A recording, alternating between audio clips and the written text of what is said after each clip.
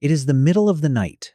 You are lying on the ground. No walls, no roof, no fence, just open African savanna, a dying fire, and the darkness pressing in from every direction. And somewhere out there, something is watching. This was not an unusual night for your ancestors. This was every night for hundreds of thousands of years. They slept outside, on the ground, in the same landscapes patrolled by lions, leopards, hyenas, and wild dogs. Animals that can see in the dark. Animals that can smell you from a kilometer away. Animals that can run 3 times faster than you. So why are you still here? Why didn't predators simply pick off sleeping humans the way they pick off sleeping zebras, wildebeest, or baboons? The answer is not what you think, and it reveals something extraordinary about how your ancestors actually survived the night. Let's start with what modern science has actually documented about this question. In 2017, anthropologist David Samson published a landmark study in the American Journal of Physical Anthropology after spending months with the Hadza, one of the last remaining hunter-gatherer populations on Earth, living in northern Tanzania. The Hadza sleep almost exactly the way your ancestors slept, outside, on thin mats or bare ground, under open sky, in groups, and surrounded by some of the most dangerous predators on the planet. What Samson found was striking. In over 220 nights of observed sleep data, he recorded something that almost no modern human experiences. The group was almost never fully asleep at the same time. There was always at least one person awake or in a very light stage of sleep at virtually every moment of the night. Not because they were standing guard, not because they had a scheduled watch system, simply because their sleep was naturally staggered. This is not an accident of culture. This is biology. Your body was not designed for the modern idea of sleep. 8 uninterrupted hours of total unconsciousness. That version of sleep is a very recent invention, made possible by artificial lighting, locked doors, and the total elimination of predators from your environment. Before all of that, your brain maintained a form of what researchers now call Sentinel Sleep. Light, alert, responsive, a biological alarm system baked directly into your nervous system. Think about that. Your ancestors essentially formed a living security network just by sleeping together. When one person drifted into deep sleep, another naturally surfaced into lighter sleep. When a child stirred, a grandmother was already half awake. The fire popped, and someone's eyes opened. The predator never faced a silent, still, completely unresponsive camp. It faced a camp that was always, in some sense, awake. But biology was only part of the defense. The second layer was fire. Fire changes everything for a predator, not because of the heat, not because of the light, because of what fire means to an animal that has evolved alongside it for millions of years. Fire means unpredictability.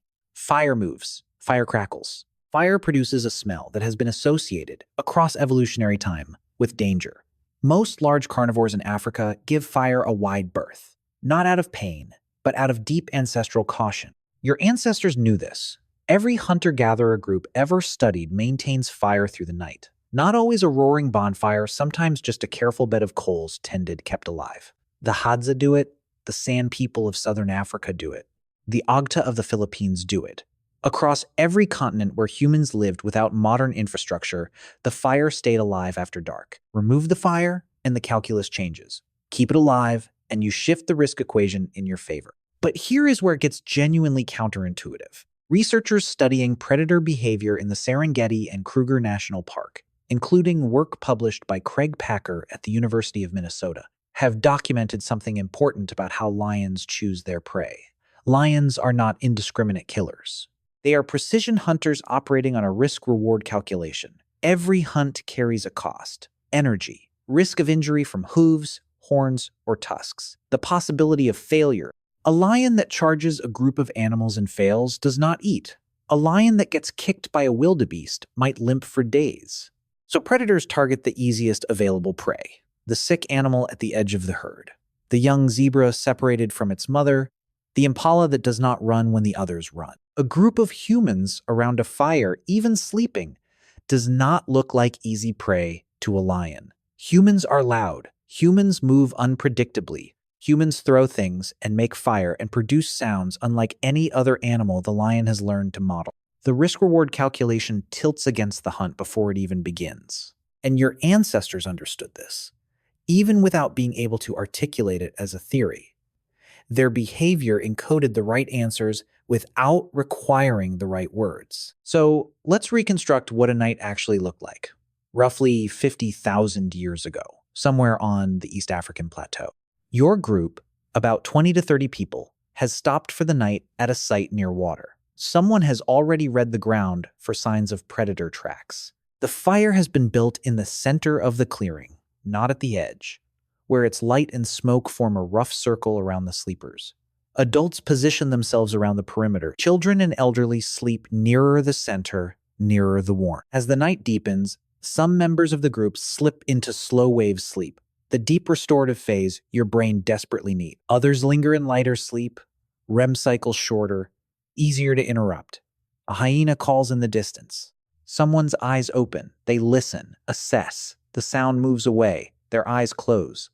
This goes on for hours. The fire is fed, once quietly, by someone who woke naturally around the coldest point of the night, what historians of sleep, like Roger E. Kirk, have described as the first sleep and second sleep pattern, a biphasic rhythm of sleeping that appears in historical records across dozens of cultures before artificial lighting erased it. By dawn, everyone has slept.